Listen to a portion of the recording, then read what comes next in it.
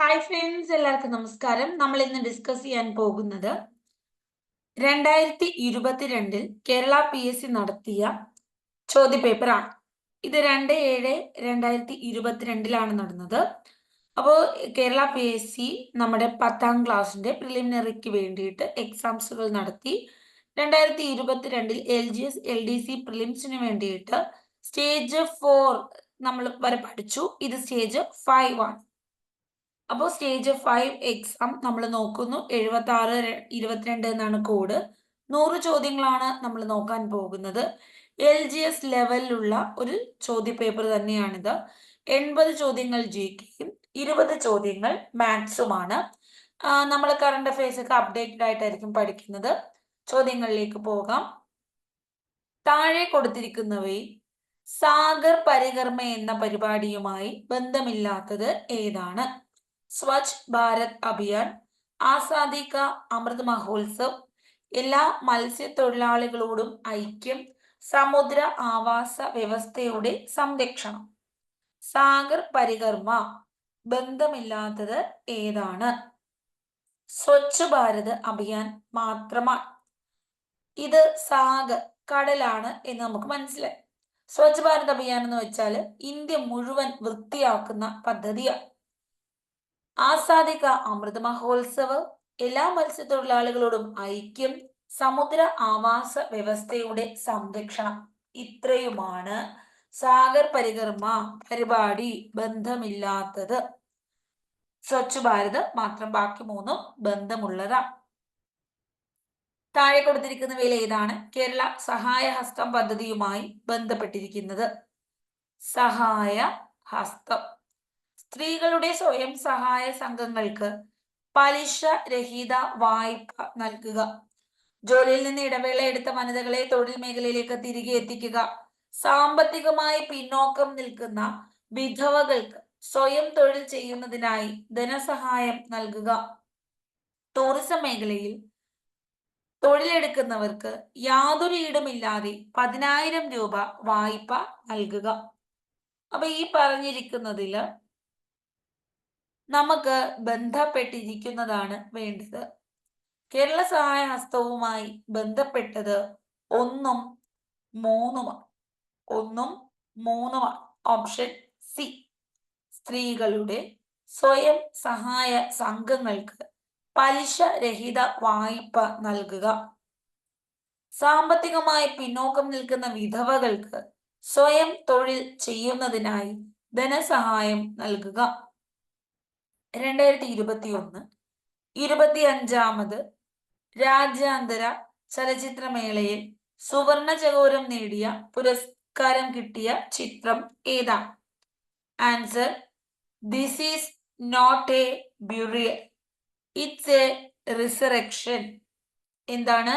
This is not a burial, it's a resurrection എന്നാണ് ഈ ഒരു 25ാമത് കേരള രാജ്യാന്തര ചലച്ചിത്രമേളയിൽ സുവർണ ചകോരം ലഭിച്ച ചിത്രം. ഇത് 2021. അപ്പൊ നമ്മൾ അപ്ഡേറ്റഡിലേക്ക് പോകുകയാണ്.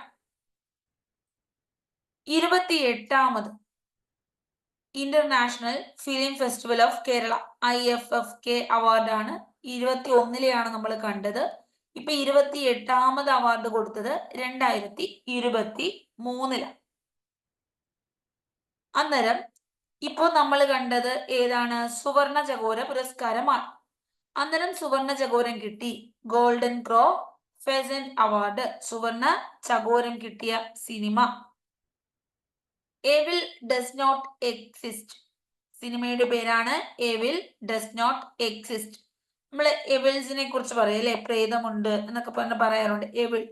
അപ്പൊ എവില് ഡസ് നോട്ട് എക്സിസ്റ്റ്, എങ്ങും ഇല്ല, പ്രേതമൊന്നും ഇവിടെ ഇല്ല എന്നുള്ള രീതിയിൽ നമുക്ക് ഓർത്തു വെക്കാവുന്നതേ ഉള്ളൂ. Evil does not exist. Clear അല്ലേ? ഇനി ഇത് ആരാണ് സംവിധാനം ചെയ്തത്? റുസ്കെ ഹമാഗുച്ചി എന്നുകൂടി ഓർക്കുക. അടുത്തത് രജത ചകോരം ആർക്കാണ് ലഭിച്ചത്? രജത ചകോരം ലഭിച്ചത്, അതായത് സിൽവർ ക്രോ ഫെസന്റ് അവാർഡ്, ആദ്യം ഗോൾഡ്, ഇപ്പൊ സിൽവർ. ബെസ്റ്റ് ഡയറക്ടറിനാണ് കിട്ടിയത്. സൺഡേ എന്ന ചിത്രത്തിന് ഷോക്കിർ കൊലിക്കോവിനാണ് ലഭിച്ചത്.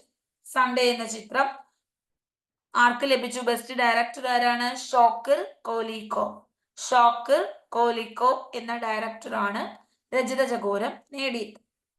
ഇനി ഡെബ്യൂട്ട് ഡയറക്ടറിനും കിട്ടി തടവ്. നമ്മുടെ സിനിമയാണ്. ഫസിൽ റസാഖിനാണ് തടവ് എന്ന ചിത്രത്തിന് എന്ത് ലഭിച്ചത്? ബെസ്റ്റ് ഡെബ്യൂട്ട് ഡയറക്ടർ എന്ന പുരസ്കാരം ലഭിച്ചത്. തടവ് ഓർക്കുക. അടുത്തത് ഓഡിയൻസ് പോൾ അവാർഡ്. ഓഡിയൻസ് മികച്ചതായിട്ട് എടുത്തതും തടവിലെ ഫസിൽ റസാഖ്. ഇനി ഫിപ്രസി പുരസ്കാരം ആർക്കാണ് ലഭിച്ചത്? ബെസ്റ്റ് ഇന്റർനാഷണൽ ഫിലിമിനുള്ളതാണ് ഫിപ്രസ്കി പുരസ്കാരം. അത് പ്രിസൺ ഇൻ ആൻഡസ് എന്ന ഫിലിപ്പ് കാർമോണയുടെ ചിത്രമാണ്. പ്രിസൺ അല്ലെ, ജയിലാണ്. പ്രിസൺ ഇൻ ആൻഡസ് എന്ന ഫിലിപ്പ് കാർമോണയുടെ ചിത്രമാണ് ഇന്റർനാഷണലി മികച്ച ചിത്രമായി തിരഞ്ഞെടുത്തത്. ഇനി നെറ്റ്പാക് അവാർഡ് ബെസ്റ്റ് ഏഷ്യയിലെ ചിത്രം ഏതാണ്? അത് സൺഡേ ആണ്. ഷോക്കർ കൊലിക്കോവിന്റെ സൺഡേ ആണ് മികച്ച ഏഷ്യയിലെ ചിത്രമായി തിരഞ്ഞെടുത്തിരിക്കുന്നത്. ലൈഫ് ടൈം അച്ചീവ്മെന്റ് അവാർഡ് ആർക്ക് ലഭിച്ചു? ക്രിസിസ്റ്റോഫ് സനോസി. ഇദ്ദേഹം polish film director, producer, screen writer ഒക്കെയാണ്. ഇത് ആർക്കാണ് ലൈഫ് ടൈം പുരസ്കാരം കിട്ടിയത്? ക്രിസിസ്റ്റോഫ് സനോസി. മികച്ച കാര്യങ്ങളാണ്, ഇതൊക്കെ എപ്പോഴും ചോദിക്കുന്നതാണ്. 2023 28ാമത്തെ പുരസ്കാരമാണ് കൊടുത്തത്. ആർക്കൊക്കെയാണ് കിട്ടിയത്? സുവർണ ചകോരം കിട്ടിയ സിനിമ എവിൾ ഡസ് നോട്ട് എക്സിസ്റ്റ് ആണ്. Director Ryusuke Hamaguchi. Rajata Chakoram കിട്ടിയ ഡയറക്ടറിനെ ഓർത്തു, ഷോക്കർ കൊലിക്കോ, സൺഡേ. അത് തന്നെയാണ് മികച്ച ഏഷ്യൻ ചിത്രമായി തിരഞ്ഞെടുത്തത്.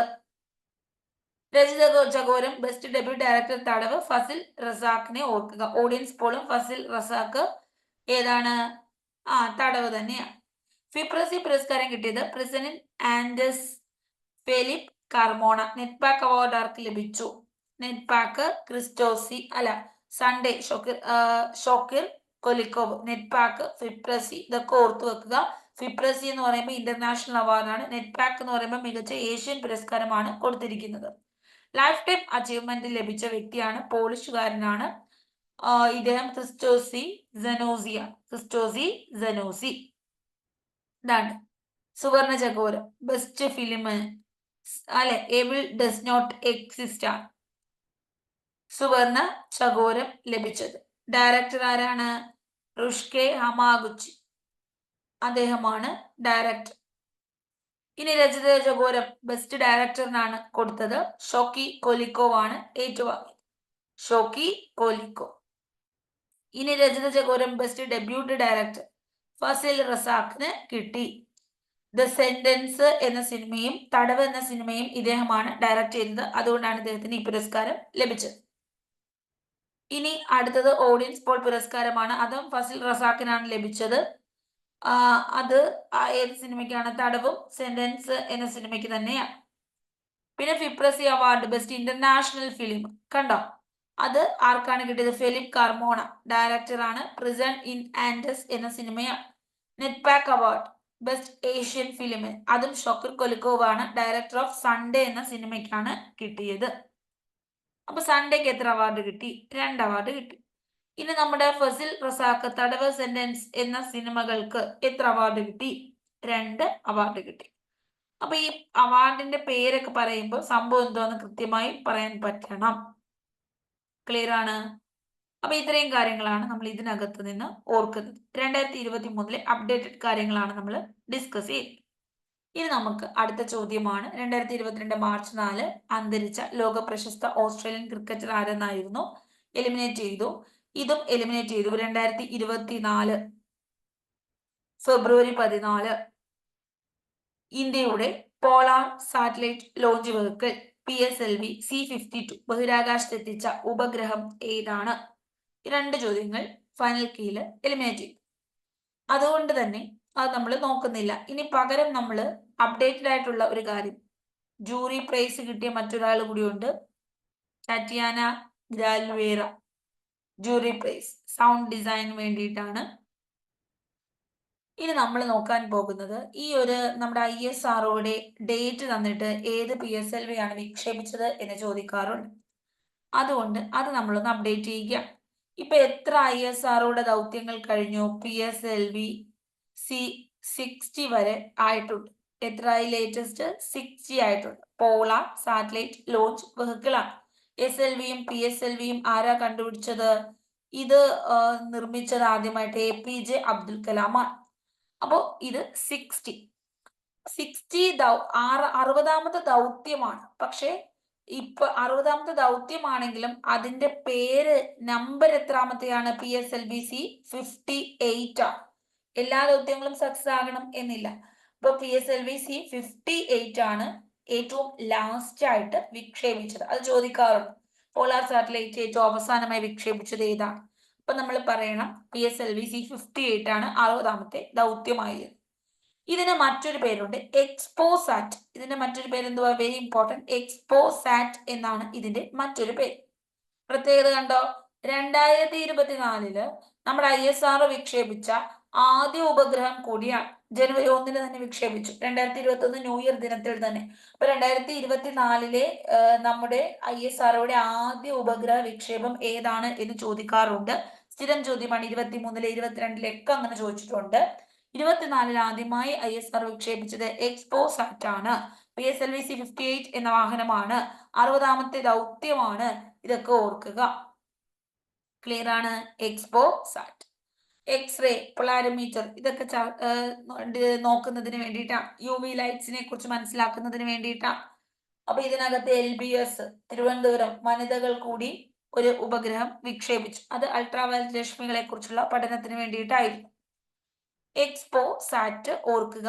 ഈ ഡേറ്റ് ഓർക്കുക. 2024 ജനുവരി 1. 59ാമത്തെ ദൗത്യം നമുക്ക് എല്ലാവർക്കും അറിയാവുന്ന ആദിത്യ L1 ആണ്. ആദിത്യ L1 L ആണ് അല്ലെ? അപ്പൊ വാഹനത്തിന്റെ പേര് 57. L തിരിച്ചിട്ടു 7. ഈ വാഹനത്തിന്റെ പേര് ഇപ്പോൾ ഒരുപാട് എക്സാമ്പിൾക്ക് ചോദിച്ചു. PSLV 57 ആണ്. ദൗത്യം 59ാമത്തെ ദൗത്യമായിരുന്നു. 57 L 7 തിരിച്ചിട്ടാ കിട്ടും. ഇതിന്റെ ഡേറ്റ് ഓർക്കണം. സെപ്റ്റംബർ 2 ആണ്. 2023 വിക്ഷേപിച്ചത്. അപ്പൊ മറ്റൊരു ചോദ്യം ചോദിക്കാം. 2023 അവസാനത്തെ ഉപഗ്രഹം ഏതായിരുന്നു വിക്ഷേപിച്ചത്? PSLV. അത് ആദിത്യ L1 ആണ്. സെപ്റ്റംബർ 2 2023. ഇത് DL എന്ന ലോഞ്ച് വെഹിക്കിൾ. ഇത് XL ആണ്. 58.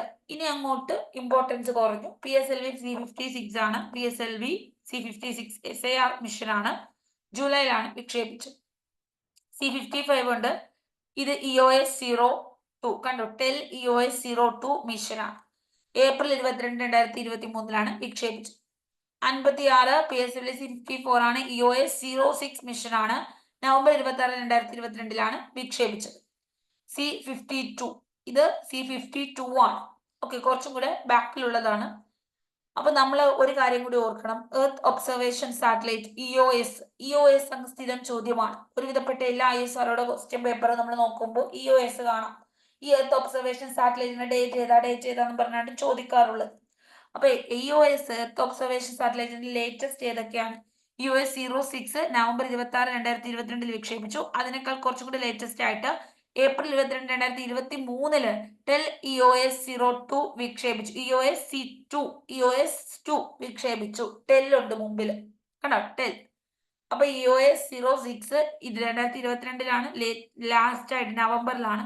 എന്നാൽ 2023 ഏപ്രിൽ 22 എന്ത് വന്നു? Tell EOS-2 വിക്ഷേപിച്ചു. ക്ലിയർ ആണ്? ഇത് PSLVയെ കുറിച്ചാണ് നമ്മൾ ഡിസ്കസ് ചെയ്യുന്നത്. ഇപ്പൊ 2024 ISROയുടെ ആദ്യ ഉപഗ്രഹം ഏതായിരുന്നു? ജനുവരി 1 2024 PSLV C58 എക്സ്പോസാറ്റ് ആണ്. ആദിത്യയുടെ ഡേറ്റ് എന്ന് സെപ്റ്റംബർ 2 2023. വാഹനത്തിന്റെ പേരെന്ത്? PSLV C57 ആണ്. ഇനി EOS earth observation satellite latest ഏതാണ്? ഏപ്രിൽ 22 2023 ടെൽ EOS-02 ആണ്. വെറും 2 ആണ്. നവംബർ 26 2022 EOS-06 ഒരുപാട് എക്സാമിന് ചോദിച്ചതാണ്.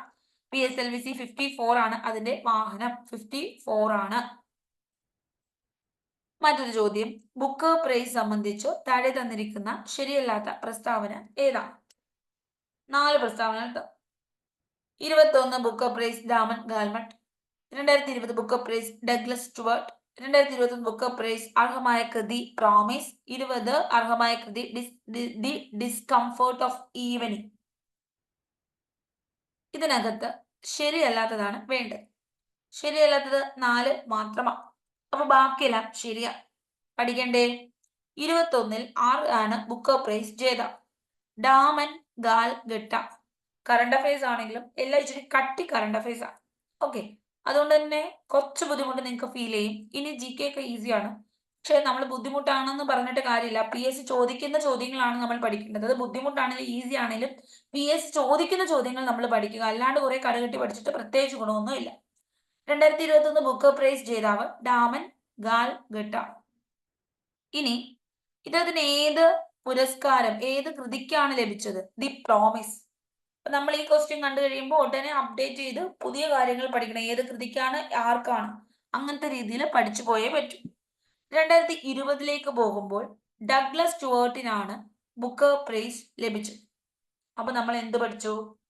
2021 ബുക്ക് പ്രൈസ് ലഭിച്ചത് ആർക്കാണ് എന്ന് നോക്കി. അത് ഡാമൻ ഗാൽ ഗട്ട. ദാമൻ ഗാൽ ഗട്ട. പിന്നെ നമ്മൾ നോക്കുന്നത് അദ്ദേഹത്തിന്റെ കൃതിയാണ്. അദ്ദേഹത്തിന്റെ കൃതിയാണ് ദ പ്രോമിസ് എന്നാണ് അദ്ദേഹത്തിന്റെ കൃതി.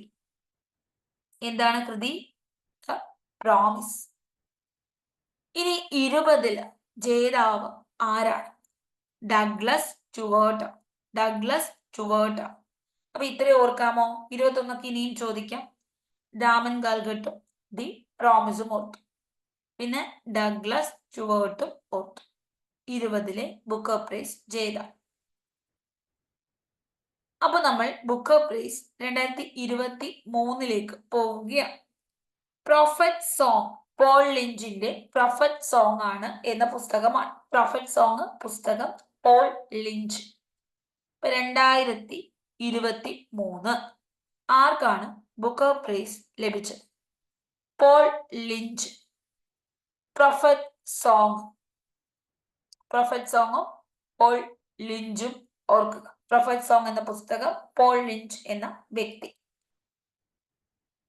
ഇനി ഈ ബുക്ക് പ്രൈസ് കൂടാണ്ട് ഇന്റർനാഷണൽ ബുക്ക് പ്രൈസും ഉണ്ട്. ബുക്ക് പ്രൈസ് എന്നുള്ളതാണ് ഇപ്പൊ PSC ചോദിച്ചത്. ചില സമയത്ത് ബുക്ക് പ്രൈസിന് പകരം ഇന്റർനാഷണൽ ബുക്ക് പ്രൈസ് ചോദിക്കും. അത് രണ്ടും രണ്ടാണ്. ബുക്ക് പ്രൈസ് ഒരു സാധനം, ഇന്റർനാഷണൽ ബുക്ക് പ്രൈസ് മറ്റൊരു സാധനം. അപ്പൊ 2024 ഇന്റർനാഷണൽ ബുക്ക് പ്രൈസ് കൊടുത്തു. അത് ആർക്കാണ് കിട്ടിയത്? അത് കെയ്റോസിനാണ്. കെയ്റോസിനാണ് 2024 ഇന്റർനാഷണൽ ബുക്ക് പ്രൈസ് ലഭിച്ചത്. ഓക്കെ ആണ്. ഇനി 2023 ആർക്കാണ് ഇന്റർനാഷണൽ ബുക്ക് പ്രൈസ് ലഭിച്ചത്? International book prize Georgi Gospodinov. Georgi Gospodinov time shelter എന്ന കൃതിക്കാണ്. ടൈം ഷെൽട്ടർ എന്ന കൃതിക്ക് ജിയോർജി ഗോസ്പോഡിനോവിന് ലഭിച്ചു. ഈ ടൈം ഷെൽട്ടർ ആരാണ് ട്രാൻസ്ലേറ്റ് ചെയ്തത്? ഏഞ്ചല റോഡലാണ് ട്രാൻസ്ലേറ്റ് ചെയ്തത്. അപ്പൊ നമ്മൾ ഒരിക്കൽ കൂടി പറയുന്നു, ബുക്ക് പ്രൈസും ഉണ്ട്, ഇന്റർനാഷണൽ ബുക്ക് പ്രൈസും ഉണ്ട്.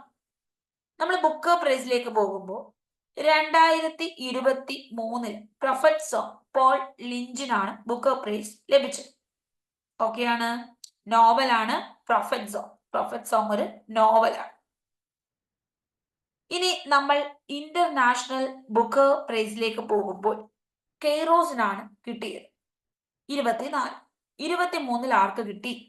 ജിയോർജി ഗോസ്പോഡിനോ. ജിയോർജി ഗോസ്പോഡിനോ. ഏത് കൃതി? Time shelter. അത് ട്രാൻസ്ലേറ്റ് ചെയ്തത് ആരാണ്? ഏഞ്ചല റോഡലാണ്. ഓക്കെയാണ്. ഇനി ഞാൻ കുറച്ചും കൂടി ഡീറ്റെയിൽ ആയിട്ട് പറയുന്നു. ഒന്ന്, എനിക്ക് പറയേണ്ടത് 2020 ഷഗ്ഗി ബെയിൻ എന്ന നോവലിന് കിട്ടി. ഏത് നോവലിനാണ് കിട്ടിയത്? ഷഗ്ഗി ബെയിൻ എന്ന നോവലിന് കിട്ടി. ആർക്കാണ് കിട്ടിയത്? ഷഗ്ഗി ബെയിൻ എന്ന നോവലിന് ഡഗ്ലസ് സ്റ്റുവർട്ടിനാണ് കിട്ടിയത്. 2020 ഷഗ്ഗി ബെയിൻ എന്ന നോവലിന് ഡഗ്ലസ് സ്റ്റുവർട്ടിനാണ് കിട്ടിയത്. 2021 ദി പ്രോമിസ് എന്ന നോവലിനാണ് ഡാമൻ ഗൽഗട്ടിനാണ് ലഭിച്ചത്. ഡാമൻ ഗൽഗട്ട്. അപ്പൊ 2022 കൂടി അറിയണ്ടേ? 2022 the seven moons of Mali Almeria ഇതാണ് നോവലിന്റെ പേര്. ദ 7 മൂൺസ് ഓഫ് മാലി അൽമേരിയയിലെ 7 മൂണുകൾ എന്ന് നമുക്ക് ഓർത്തു വെക്കാം. ഇത് ലഭിച്ചത് ആർക്കാണ്? ലഭിച്ച വ്യക്തിയുടെ പേര് ഷഹാൻ കരുണ തിലക. ഷഹാൻ കരുണ തിലക. അപ്പൊ ഇതിനകത്ത് ഏതാണ് എക്സാമിന് ചോദിക്കുന്നത് നമുക്ക് പറയാൻ പറ്റത്തില്ല. നമ്മൾ ഇതെല്ലാം പഠിച്ചു വെക്കുക. 2020 ഡഗ്ലസ് സ്റ്റുവർട്ട് ഷഗ്ഗി ബെയ്ൻ എന്ന നോവൽ. 21 രാമൻ ഗൽഗട്ട് ദി പ്രോമിസ് എന്ന നോവൽ. 22 7 മൂണുകൾ മാലി അൽമേരിയയിലെ ഷഹാൻ കരുണ തിലകയ്ക്ക് കിട്ടി. 23 പ്രോഫറ്റ് സോങ് എന്ന നോവലാണ് പോൾ ലിഞ്ചിനാണ് കിട്ടിയത്. ഇതിന്റെ കൂടെ നമ്മൾ ഇന്റർനാഷണൽ ബുക്ക് പ്രൈസ് കൂടി ഒന്ന് ഓർത്തു. ഓക്കെയാണ്. ഇതിന്റെ കൂടെ നമ്മൾ ആരെ കൂടി ഓർത്തു? ഇന്റർനാഷണൽ ബുക്ക് പ്രൈസ് കൂടി ഒന്ന് ഓർക്കുകയാണ്. കെയ്റോസിനാണ് 2024 ഇന്റർനാഷണൽ ബുക്ക് പ്രൈസ് ലഭിച്ചത്. 23 ജോർജ് ഗോസ്പോഡിനോവിനാണ് ലഭിച്ചത്. ഗോസ്പോഡിനോവിന്റെ ടൈം ഷെൽട്ടർ എന്ന കൃതിക്കാണ്. അത് ട്രാൻസ്ലേറ്റ് ചെയ്തത് ആരാണ് എന്ന് കൂടി ഒന്ന് ഓർത്തു. അതാരാണ് ട്രാൻസ്ലേറ്റ് ചെയ്തത്? ഏഞ്ചല റോഡൽ. ഇത് നമുക്ക് അടുത്ത ചോദ്യമാണ്. ക്ലിയർ ആണ്? ആരുടെ ജന്മശതാബ്ദിയുടെ സ്മരണാർത്ഥമാണ് ഇന്ത്യൻ ധനമന്ത്രാലയം 100 രൂപ നാണയം പുറത്തിറക്കിയത്? വിജയരാജ സിന്ധ്യ. 2023 ഏത് അന്താരാഷ്ട്ര വർഷമായിട്ടാണ് UN ആചരിച്ചത്? 23 അന്താരാഷ്ട്ര മില്ലറ്റ് വർഷം. മറ്റൊരു രീതിയിൽ പറഞ്ഞാൽ ചെറുധാന്യ വർഷം. കണ്ടേ, ഇംഗ്ലീഷിലും ചോദിക്കും, മില്ലറ്റ്സ് എന്നും ചോദിക്കും. ഇനി 2024 ഇന്റർനാഷണൽ ഇയർ ഓഫ് ക്യാമൽസ്, നമ്മുടെ ഒട്ടക വർഷമായിട്ടാണ് 2024 ആചരിച്ചത്. 2024 UN ആചരിക്കുന്നത് ഒട്ടക വർഷം. 25ന്റെ പ്രത്യേകത എന്താ? 25 UN ആചരിക്കുന്നത് ഒന്ന് ക്വാണ്ടം സയൻസ് വർഷമായിട്ടാണ്, ക്വാണ്ടം സയൻസ് ആൻഡ് ടെക്നോളജി വർഷമായിട്ടാണ്. സമാധാനവും വിശ്വാസവും പീസ് ആൻഡ് ട്രസ്റ്റ് വർഷമായിട്ടാണ്. കോപ്പറേറ്റീവ്സ് സഹകരണത്തിന്റെ വർഷം, സമാധാനത്തിന്റെ വിശ്വാസത്തിന്റെ വർഷം. ഗ്ലേഷ്യർ പ്രിസർവേഷൻ ഹിമാലയ സംരക്ഷണ വർഷം. അപ്പൊ 4 ദൗത്യങ്ങളാണ്. ഒന്ന് ഹിമാലയെ സംരക്ഷിക്കുക, 2 സമാധാനം വേണം വിശ്വാസത്തിന്റെ വർഷം, 3 എന്ന് പറയുന്നത് സഹകരണത്തിന്റെ വർഷം കോപ്പറേഷന്റെ വർഷം, 4 ക്വാണ്ടം സയൻസ് ആൻഡ് ടെക്നോളജിയുടെ വർഷം. ഇതാണ് 2025 4 24 ഒരെണ്ണേ ഉള്ളൂ ഒട്ടക വർഷം. 23 ഒരെണ്ണേ ഉള്ളൂ മില്ലറ്റ് വർഷം, ചെറുധാന്യ വർഷം. 15ാം കേരള നിയമസഭയിലെ ഏറ്റവും പ്രായം കൂടിയ അംഗം ആരാണ്? PJ Joseph. കേരളത്തിൽ ആദ്യമായി കൊറോണ സാഴ്സ് വൈറസ് സ്ഥിരീകരിച്ച ജില്ല ഏതാണ്? കൊറോണ വൈറസ് ആദ്യം കേരളത്തിൽ വന്നത് തൃശൂർ ജില്ല. വരണ്ട ഉഷ്ണകാറ്റായ ലൂ അനുഭവപ്പെടുന്ന ഋതു ഏതാണ്? ഉഷ്ണകാലം. ദേശീയ ജലപാത NW1 നാഷണൽ വാട്ടർവേ 1 ഏതൊക്കെ സ്ഥലങ്ങളെ തമ്മിൽ ബന്ധിപ്പിക്കും? ഹാൽദിയ അലഹബാദ് ഗംഗാ നദിയിലൂടെയാണ്. National waterway 2 Sadiya Dhubri. National waterway 3 Kollam കോഴിക്കോടാണ്. കോട്ടപ്പുറം എന്നാണ് ചോദ്യങ്ങൾ. ഉപദ്വീപീയ ഇന്ത്യയിൽ കൂടുതൽ കാണപ്പെടുന്ന നൈസർഗിക സസ്യജാലം ഏതാണ്? ഇലപൊഴിയും കാടുകൾ. തന്നിരിക്കുന്ന പ്രസ്താവന ഹിമാലയത്തെ സംബന്ധിച്ച് തെറ്റ് ഏതാണ്? തേയില കൃഷി ചെയ്യുന്നു. കുങ്കുമപ്പൂവ്, ഉരുളക്കിഴങ്ങ്, ബാർലി, ഓറഞ്ച് ആപ്പിൾ, പരുത്തി കൃഷി ചെയ്യുന്നു. പരുത്തി കൃഷി ചെയ്യുന്നുണ്ടോ? ഇല്ല. ഹിമാലയത്തെ കുറിച്ചാണ് ചോദിച്ചിരിക്കുന്നത്. പരുത്തിക്ക് കറുത്ത മണ്ണ്, കരിമണ്ണ്, റിഗർ മണ്ണ് വേണം. എല്ലാത്തിന്റെ ഒരു പേരാണ്, ഒറ്റ പേരാണ്. അപ്പൊ തേയില കൃഷി ചെയ്യുന്നുണ്ട്, ഉയർന്ന സ്ഥലമാണ്. കുങ്കുമപ്പൂവുണ്ട്, ഉരുളക്കിഴങ്ങുണ്ട്, ബാർലി ഉണ്ട്, ഓറഞ്ച് ഉണ്ട്, ആപ്പിൾ ഉണ്ട്. പരുത്തി ഉണ്ടോ? ഇല്ല. കേരളത്തിൽ പരുത്തി കൃഷി ചെയ്യുന്ന ഏക പ്രദേശമാണ് പാലക്കാട് ജില്ല, ചിറ്റൂർ താലൂക്ക്. ഇന്ത്യയിലെ പരുത്തി കൃഷിയിൽ മുമ്പിൽ ഗുജറാത്താണ്. പരുത്തി വ്യവസായത്തിൽ മുമ്പിൽ മഹാരാഷ്ട്രയിലെ മുംബൈ ആണെങ്കിൽ പരുത്തി തുറമുഖം എന്ന് അറിയപ്പെടും. ഇന്ത്യയിലെ പീഠഭൂമികളിൽ വലിപ്പം കൂടിയത് ഏതിനാണ്? പീഠഭൂമികളിൽ വലിപ്പം കൂടുതൽ ഡെക്കാൻ പീഠഭൂമിക്കാണ്. ഡെക്കാൻ പീഠഭൂമി കറുത്ത പരുത്തി മണ്ണ് ധാരാളമായി കാണപ്പെടുന്നു. ഇത് ആഗ്നേയശിലകളാൽ നിർമ്മിതമാണ് ഡെക്കാൻ പീഠഭൂമി. താഴെ നൽകിയ സൂചനകൾ വായിച്ച് വിള ഏതെന്ന് കണ്ടെത്തുക. ഉൽപാദനത്തിൽ 2ാം സ്ഥാനമുള്ളത് ഗോതമ്പാണ്. റാബി വിളയാണ് ഗോതമ്പ്. 10 to 26 ഡിഗ്രി സെൽഷ്യസ് ടെമ്പറേച്ചറും 75 സെന്റിമീറ്റർ മഴയും വേണം. 1ാം സ്ഥാനം നെല്ല്. 3ാം സ്ഥാനം ഉൽപാദനത്തിൽ ചോളം. അപ്പൊ ഉത്തരം ഗോതമ്പ്.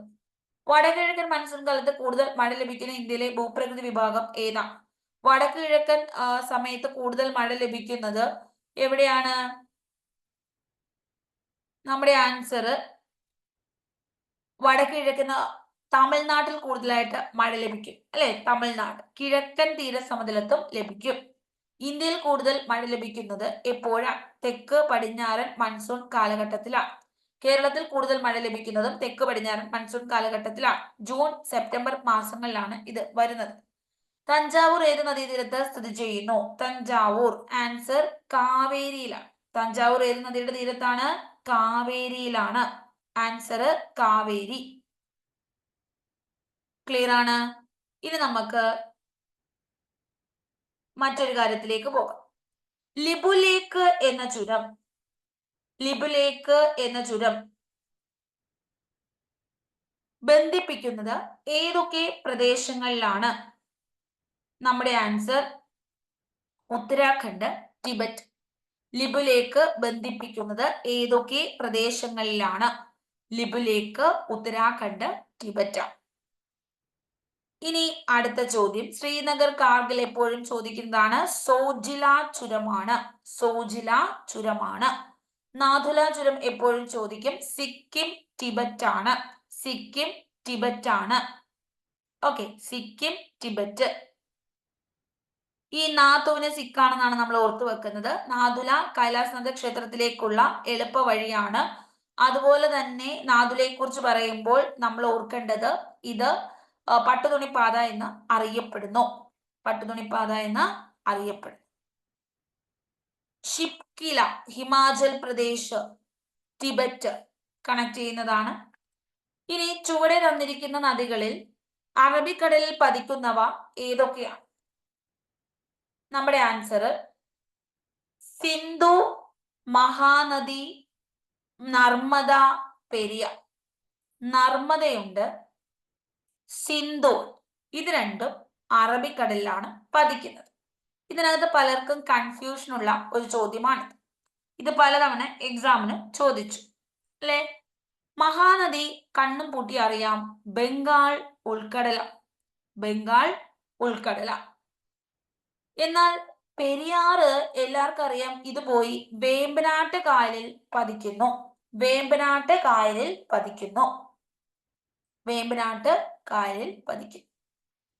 അന്നേരം ഈ വേമ്പനാട് കായൽ എവിടെ പോയി പതിക്കും? അത് പോയി അറബിക്കടലിൽ പതിക്കും. ഉത്തരം സിന്ധു, നർമ്മദ, പെരിയാർ. ഇത് റിപ്പീറ്റഡ് ക്വസ്റ്റ്യൻ ആണ് കേട്ടോ. പല എക്സാമുകൾക്കും ചോദിച്ചിട്ടുണ്ട്. പക്ഷെ ഈ ക്വസ്റ്റ്യൻ പറയുമ്പോഴൊക്കെ കമന്റും വരാറുണ്ട്, ഇത് തെറ്റാണ്, പെരിയാർ അറബിക്കടലല്ലോ എന്ന് പറഞ്ഞിട്ട് കമന്റ് ഇടാറുണ്ട്. ശ്രദ്ധിക്കുക. ഞാൻ എല്ലാ ക്വസ്റ്റ്യൻ പേപ്പറിലും ഇത് എക്സ്പ്ലെയിൻ ചെയ്യാറുണ്ട്. പക്ഷെ ഇത് എനിക്കൊന്നും എക്സ്പ്ലനേഷൻ കേൾക്കുന്നില്ലെന്ന് തോന്നുന്നു, എനിക്കറിയത്തില്ല. എല്ലാവരും പക്ഷെ കമന്റ് ഇടും. അപ്പൊ ഇതാണ് കാര്യം. വേമ്പനാടിലാണ്, ശരിയാണ്, പക്ഷെ അത് പോയി അറബിക്കടലിലാണ് പതിക്കുന്നത്. ഇന്ത്യൻ ഭരണഘടനയുടെ ഏത് അനുച്ഛേദത്തിലാണ് വിദ്യാഭ്യാസ അവകാശം ഉൾപ്പെടുത്തിയിരിക്കുന്നത്? അനുച്ഛേദം 21A. ദേശീയ മനുഷ്യാവകാശ കമ്മീഷൻ ഇപ്പോഴത്തെ അധ്യക്ഷൻ ഓപ്ഷനിലില്ല, അരുൺകുമാർ മിശ്ര ആയിരുന്നു ചോദിച്ചപ്പോൾ. ഇപ്പൊ വിജയാണ്, ഉടനെ തന്നെ സ്ഥിര അധ്യക്ഷൻ വരും. ഇപ്പൊ നമ്മൾ പറയാം. താഴെ പറയുന്നവയിൽ ഏത് തത്വമാണ് 42ാം ഭേദഗതി പ്രകാരം ഇന്ത്യൻ ഭരണഘടനയുടെ ആമുഖത്തിൽ കൂട്ടിച്ചേർത്തത്? 42 ആമുഖത്തിൽ കൂട്ടിച്ചേർത്തത് സോഷ്യലിസം, സെക്യുലാരിസം, മതനിരപേക്ഷത, ഐക്യവും അഖണ്ഡതയും എന്നും കൂടിയാക്കി. ഇന്ത്യയുടെ കേന്ദ്ര വിവരാവകാശ കമ്മീഷൻ ചെയർമാനെ കൂടാതെ പ്രസിഡന്റ് എത്ര വിവരാവകാശ കമ്മീഷണർമാരെ കൂടി നിയമിക്കാൻ കഴിയും? ഈ ചോദ്യവും കൺഫ്യൂഷനാണ്. നമ്മൾ പഠിക്കുന്നത് ചെയർമാൻ ഉൾപ്പെടെ 10 അംഗങ്ങൾ എന്നാണ്. അങ്ങനല്ലേ പഠിക്കുന്നത്? ചെയർമാൻ ഉൾപ്പെടെ 10 അംഗങ്ങൾ. അപ്പൊ ചെയർമാനെ കൂടാതെ എന്ന് ചോദിക്കുമ്പോൾ പലർക്കും 9 എന്ന ആൻസറിലേക്ക് പോകും.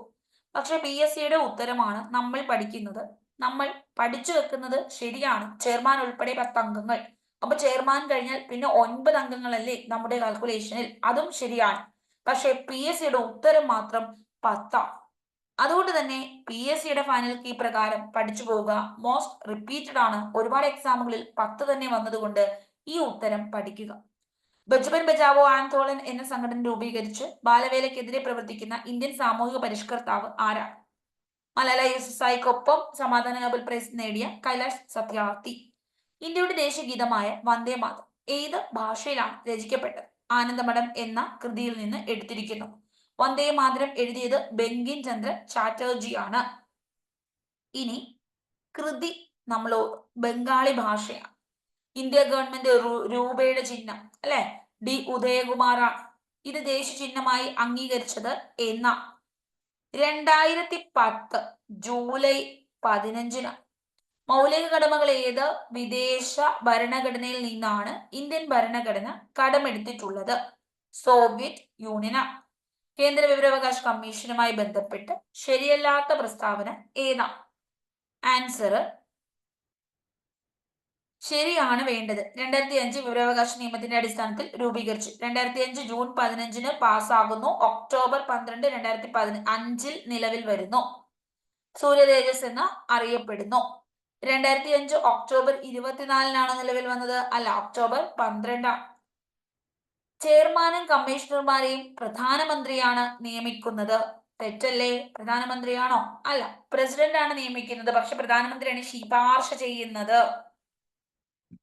ശരി ഏതെന്ന് കണ്ടു, തെറ്റേതെന്ന് കണ്ടു. ഏത് ഇന്ത്യൻ സംസ്ഥാനത്തിലാണ് ദ്വിമണ്ഡല നിയമനിർമ്മാണ സംവിധാനം നിലകൊള്ളുന്നത്? 6 സ്ഥലങ്ങളിൽ ദ്വിമണ്ഡല നിയമ സംവിധാനം നിലനിൽക്കുന്നുണ്ട്.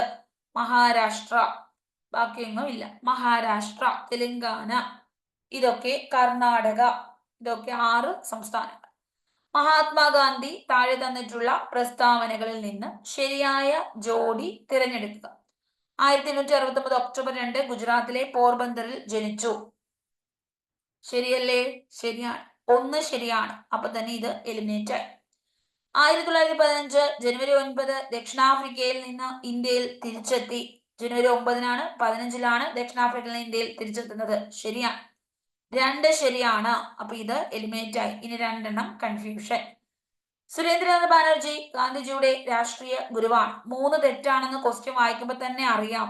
കാര്യം ഗോപാലകൃഷ്ണ ഗോഖലെയാണ് നമ്മുടെ ഇദ്ദേഹത്തിന്റെ രാഷ്ട്രീയ ഗുരു. 3 തെറ്റാണെന്ന് അറിയാവുന്ന ഒരാൾക്ക് ഡയറക്റ്റ് ആയിട്ട് ഉത്തരത്തിലെത്താം. 3 തെറ്റാന്ന് മാത്രം അറിഞ്ഞാൽ മതി. ക്ലിയർ ആണ്? 3 തെറ്റാണ്. കാര്യം ഗോപാലകൃഷ്ണ ഗോഖലെയാണ് ഗാന്ധിജിയുടെ രാഷ്ട്രീയ ഗുരു. കോൺഗ്രസിലെ മിതവാദി പട്ടികയിൽ നിന്ന് ശരിയായ ജോഡി തിരഞ്ഞെടുക്കുക. മിതവാദിയും തീവ്രവാദിയും ഉണ്ട്. അപ്പോ മിതവാദി ആരാണ്? മിതവാദി ഇത് എലിമിനേറ്റ് ചെയ്തു.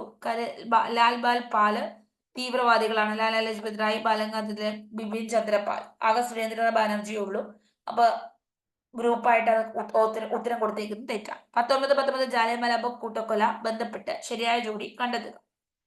ജാലിയൻവാലാബാഗുമായി ബന്ധപ്പെട്ട് ശരിയായ ജോഡി ബ്രിട്ടീഷ് ഗവൺമെന്റ് പാസാക്കിയ റൗലറ്റ് ആക്ടുമായി ബന്ധപ്പെട്ടതാണ്.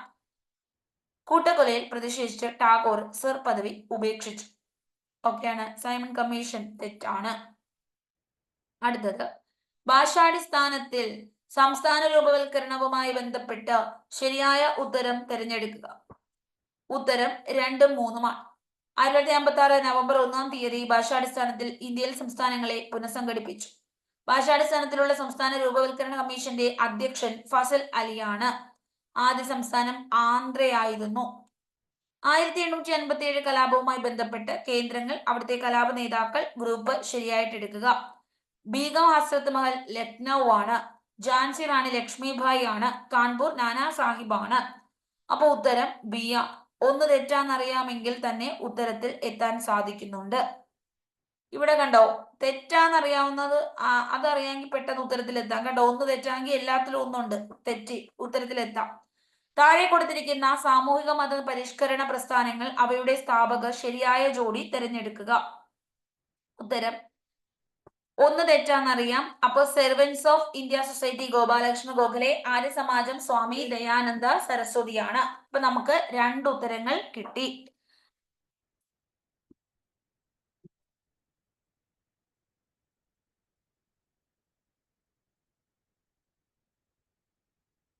അടുത്ത ചോദ്യത്തിലേക്ക് നമ്മൾ പോവുകയാണ്. നമ്മുടെ ചോദ്യം ഡൽഹൌസി പ്രഭുവുമായി ബന്ധപ്പെട്ട് തന്നിട്ടുള്ള പ്രസ്താവനകളിൽ നിന്ന് ശരിയായ ഉത്തരം കണ്ടെത്തുക. നമ്മളുടെ ഓപ്ഷൻസ് 37ാമത്തെ ചോദ്യമാണ്. ആൻസർ മുംബൈ മുതൽ താനെ വരെ ഇന്ത്യയിലെ ആദ്യ റെയിൽവേ ലൈൻ നിർമ്മിച്ചത് ഇദ്ദേഹത്തിന്റെ കാലത്താണ്. ആധുനിക ഇന്ത്യയുടെ നിർമ്മാതാവ് എന്ന് വിശേഷിക്കപ്പെട്ടു. സതിസമ്പ്രദായം, ശിശുഹത്യ എന്നിവ നിരോധിച്ചത് ഇദ്ദേഹത്തിന്റെ കാലത്താണ്. ആൻസർ 1ഉം 2ഉമാണ്. മുംബൈ മുതൽ താനെ വരെയുള്ള ഇന്ത്യയിലെ ആദ്യ റെയിൽവേ ലൈൻ നിർമ്മിച്ചു. ആധുനിക ഇന്ത്യയുടെ നിർമ്മാതാവ് എന്ന് വിശേഷിപ്പിക്കപ്പെടുന്നു ഡൽഹൌസി. അടുത്ത ചോദ്യം, സ്വാതന്ത്ര്യാനന്തര ഇന്ത്യയിലെ നാട്ടുരാജ്യ സംയോജന പ്രക്രിയയിൽ പങ്കുവഹിച്ച വ്യക്തികളുടെ ഗ്രൂപ്പിൽ നിന്ന് ശരിയായ ജോഡി തിരഞ്ഞെടുക്കുക. VP മേനോൻ ഉണ്ട്, പിന്നെ സർദാർ വല്ലഭായി പട്ടേൽ ഉണ്ട്. 1ഉം 3ഉമാണ് നമ്മളുടെ ഉത്തരം. സ്വാതന്ത്ര്യാനന്തര ഇന്ത്യ, നാട്ടുരാജ്യ സംയോജന പ്രക്രിയ, സർദാർ വല്ലഭായി പട്ടേലും VP മേനോനും. ടാഗോർ ദേശീയഗാനം എന്ന വിഭാഗത്തിൽ ശരിയായത് ഏതാണ്? Answer option 1ഉം 2ഉമാണ്. ദേശീയഗാനം രചിച്ചത് ടാഗോറാണ്. ബംഗ്ലാദേശിന്റെ ദേശീയഗാനമായ അമർസോന ബംഗ്ലയും ടാഗോറാണ് രചിച്ചത്. 52 സെക്കൻഡ് കൊണ്ടാണിത് പാടിത്തീരുന്നത്. വർത്തമാനപത്രവുമായി ബന്ധപ്പെട്ട് ശരിയായ ഉത്തരം തിരഞ്ഞെടുക്കുക. ബംഗാൾ ഗസറ്റ് ഇന്ത്യയിലെ ആദ്യ ദിനപത്രമാണ്. 1 ശരിയല്ലേ? ആണ്. 1 ശരിയാണ് എന്നറിയാമെങ്കിൽ കണ്ടോ, ഇത്രയോ. മുംബൈ സമാചാർ പ്രസിദ്ധീകരണം തുടരുന്ന ഇന്ത്യയിലെ ഏറ്റവും പഴക്കമുള്ള ദിനപത്രമാണ്. ശരിയാണ്. ഗുജറാത്തി ലാംഗ്വേജ് ആണ്. ഗുജറാത്തി ലാംഗ്വേജ് ആണ്. ഹിന്ദി ലാംഗ്വേജ് ആണോ? അല്ല. അപ്പൊ ആൻസർ 1ഉം 2ഉമാണ് ശരി. കേരളത്തില് 2 തെറ്റാണ് എന്നറിയാമെങ്കിൽ തന്നെ ഉത്തരത്തില് 3 തെറ്റാണെന്ന് അറിയാമെങ്കിൽ ഉത്തരത്തിൽ എത്താൻ പറ്റും. കണ്ടോ, അവിടെ 3ആണ് അവര് ആൻസർ മനസ്സിൽ വെച്ചേക്കുന്നത്. 3 തെറ്റാണെങ്കിൽ ഉത്തരം അറിയാം. കേരളത്തിലെ പൊതുമേഖലാ സ്ഥാപനങ്ങളുടെയും അവ സ്ഥിതി ചെയ്യുന്ന സ്ഥലങ്ങളുടെയും പട്ടിക ശരിയായ രീതിയിൽ രേഖപ്പെടുത്തുക. Answer Hindustan newsprint, HMT, Hindustan organic chemicals limited. കോട്ടയത്താണ് ന്യൂസ് പ്രിന്റ്. HMT എറണാകുളമാണ്. കളമശ്ശേരി. 1ഉം 2ഉം ശരി. ജലവൈദ്യുത പദ്ധതി, അവയുടെ ബന്ധപ്പെട്ട നദി പട്ടികയിൽ ശരിയായത് തിരഞ്ഞെടുക്കുക. നേര്യമംഗലം, ചാലക്കുടി, കുറ്റ്യാടി, ശബരിഗിരി, പമ്പ നദി. അവ കുറ്റ്യാടി എന്ന് പറയുമ്പോൾ കുറ്റ്യാടി നദിയിലാണ് മഞ്ഞ നദി. ശബരിഗിരി പമ്പ നദിയിലാണ്. 2ഉം 3ഉം ശരിയാണ്. നേര്യമംഗലമാണ് തെറ്റായിട്ടുള്ളത്. അടുത്തത് നമുക്ക് ശരിയാണ് വേണ്ടത്. സാംസ്കാരിക സ്ഥാപനം തുഞ്ചൻ സ്മാരകം തിരൂർ, കുഞ്ചൻ കിള്ളിക്കുറിശി, വള്ളത്തോൾ കൊല്ലം. കൊല്ലത്താണോ വള്ളത്തോൾ? അത് തെറ്റാണെന്നറിയാമെങ്കിൽ തന്നെ ഉത്തരത്തിൽ എത്താം. 3 തെറ്റാണെങ്കിൽ ഉത്തരം കിട്ടി. തുഞ്ചൻ സ്മാരകം തിരൂറാണ്. കുഞ്ചൻ സ്മാരകം കിള്ളിക്കുറിശി മംഗലം. സാഹിത്യ അക്കാദമി കവിതകൾ കവികൾ ശരിയായ ജോഡി തിരഞ്ഞെടുക്കുക. നമുക്ക് ഇതുപോലാണ് LGS പ്രതീക്ഷിക്കുന്നത്. സിമ്പിൾ ആയിട്ടുള്ള സ്റ്റേറ്റ്മെന്റ് രീതിയിലുള്ള ക്വസ്റ്റ്യൻസ് വരും. കുറെ ക്വസ്റ്റ്യൻസ് സ്റ്റേറ്റ്മെന്റ് രീതിയിൽ കാണും. ഉത്തരം 1ഉം 3ഉമാണ്. വിശ്വദർശനം G ശങ്കരക്കുറുപ്പാണ്. മുത്തശ്ശി N ബാലാമണിയമ്മയാണ്. 1ഉം 3ഉം ശരിയാണ്. കേരളത്തിലെ നദികൾ, അവയുടെ ഉത്ഭവ സ്ഥാനങ്ങൾ ശരിയായത് കണ്ടെത്തുക. പമ്പ, പുളിച്ചിമല, ചാലക്കുടി, ആനമല, അച്ചൻകോവിലാർ, പമ്പ നദി. 1ഉം 2ഉമാണ് ശരി. പമ്പ പുളിച്ചിമലയാണ്. ചാലക്കുടി പുഴ ആനമലയാണ്. ഇനി അടുത്തതിലേക്ക് പോകുന്നു. എന്തായാലും ഏതെങ്കിലും ഒരു മലയിൽ നിന്നല്ലേ ഉത്ഭവം? അച്ചൻകോവിലാർ ഒരു നദിയിൽ നിന്നാണോ ഉത്ഭവിക്കുന്നത്? അത് തെറ്റാന്നറിയാമെങ്കിൽ തന്നെ ഉത്തരത്തിൽ എത്തിക്കൂടെ? 3 തെറ്റ്. കണ്ടോ, ഒരെണ്ണം തെറ്റാന്നറിഞ്ഞാൽ മതി ആൻസറിലേക്ക് എത്താം. പശ്ചിമഘട്ടം കടന്നു പോകുന്ന ചില സംസ്ഥാനങ്ങൾ താഴെ തന്നിരിക്കുന്നു. എല്ലാ ചോദ്യങ്ങളും എലിമിനേഷൻ രീതിയിൽ വളരെ ഈസി ആയിട്ട് ചെയ്യാൻ പറ്റുന്നതാണ്. അങ്ങനെ തന്നെയായിരിക്കും LGSന്. പശ്ചിമഘട്ടം ഗാന്ധിജി മഹാനായ ഗാന്ധിജി GK കേട്ട് പഠിച്ചു. മഹാത്മാഗാന്ധി മഹാരാഷ്ട്ര, ഗുജറാത്ത്. G ഗോവയിലൂടെ കടന്നു പോകുന്നു. K Keralam, K Karnataka, Tamil Nadu. ആന്ധ്രാപ്രദേശ് ഉണ്ടോ? ഇല്ല. 2ഉം 3ഉം അല്ലേ ശരി. അടുത്ത ചോദ്യം, അതാണ് നമ്മുടെ കോഡ്. കുടുംബശ്രീ സംവിധാനം ശരിയേത്? സംസ്ഥാന സർക്കാരിന്റെ ഉൾപ്പെടെ ദാരിദ്ര്യ നിർമ്മാർജ്ജന പ്രവർത്തനങ്ങൾ നടപ്പിലാക്കുന്നതിന് രൂപം നൽകിയ സാമൂഹ്യ സന്നദ്ധ സംഘടനാ സംവിധാനം. ഭരണസമിതി തിരഞ്ഞെടുപ്പ് 3 വർഷത്തിൽ ഒരിക്കൽ. ത്രിതല ഭരണഘടനാ സംവിധാനത്തിന്റെ അടിസ്ഥാനം ഏരിയ ഡെവലപ്മെന്റ് സൊസൈറ്റിയാണ്. പറഞ്ഞിരിക്കുന്നതിൽ ഇത് ദാരിദ്ര്യ നിർമ്മാർജ്ജനത്തിന് വേണ്ടിയിട്ട് രൂപീകരിച്ചതാണ്. ഭരണസമിതി തെരഞ്ഞെടുപ്പ് 3 വർഷത്തിൽ ഒരിക്കൽ നടത്തേണ്ടതാണ്. 47 സിയ. 1ഉം 2ഉം ശരിയാണ്. 1ഉം 2ഉം ശരിയാണ്. അടുത്ത ചോദ്യത്തിലേക്ക് പോവുകയാണ്. കേരളത്തിലെ വന്യജീവി സങ്കേതങ്ങൾ ജില്ലകൾ: പറമ്പിക്കുളം മലപ്പുറം, പി.ജി. വാഴാനി തൃശൂർ, നെയ്യാർ തിരുവനന്തപുരം. പറമ്പിക്കുളം മലപ്പുറം അല്ല എന്നറിയാമെങ്കിൽ ഉത്തരത്തിലെത്താൻ പറ്റും. 1 തെറ്റാണ് അല്ലെ? അപ്പൊ തന്നെ ഉത്തരം കിട്ടി. പി.ജി. വാഴാനി തൃശൂരാണ്, നെയ്യാർ തിരുവനന്തപുരമാണ്. പാലക്കാട് ജില്ല പറമ്പിക്കുളം. 1ാം EMS മന്ത്രിസഭ മന്ത്രിമാർ വകുപ്പുകൾ ലിസ്റ്റിൽ ശരിയായ ജോൺ: P K. Chathan master, V R. Krishnaiyer, doctor A R. Menon ആരോഗ്യമാണ്. ചാത്തൻ മാസ്റ്റർ ആണോ തദ്ദേശ സ്വയംഭരണം? വി.ആർ. ഗോപാലൻ വ്യവസായം അല്ലെ? ഗോക്കളെ മേയ്ക്കുന്നതാണ് വ്യവസായം എന്നാണ് കോഡ്. കൃഷ്ണയ്യർ എന്ന് പറയുമ്പോൾ നിയമമന്ത്രിയാണ്, ലോ മിനിസ്റ്റർ ആണ്. അപ്പൊ കൃഷ്ണയ്യർ. വൈദ്യുതി നിയമം. 1ഉം 3ഉം 2 തെറ്റാന്നറിയാവുന്ന ഒരാൾക്ക് ഉത്തരത്തിൽ എത്താൻ പറ്റും. അടുത്തത് കേരളത്തിലെ സ്പോർട്സ് സ്റ്റേഡിയങ്ങൾ അവസ്ഥിതി ചെയ്യുന്ന ജില്ലകൾ. ശരിയായിട്ടുള്ളത് തിരഞ്ഞെടുക്കുക. നെഹ്റു കൊച്ചി, ലാൽ ബഹദൂർ ശാസ്ത്രി ആലപ്പുഴ, ജിമ്മി ജോർജ് തിരുവനന്തപുരം. നെഹ്റു കൊച്ചിയല്ലേ? ജിമ്മി ജോർജ് തിരുവനന്തപുരം അല്ലേ? 1ഉം 3ഉം ശരിയാണ്. ആലപ്പുഴയാണോ? അല്ല.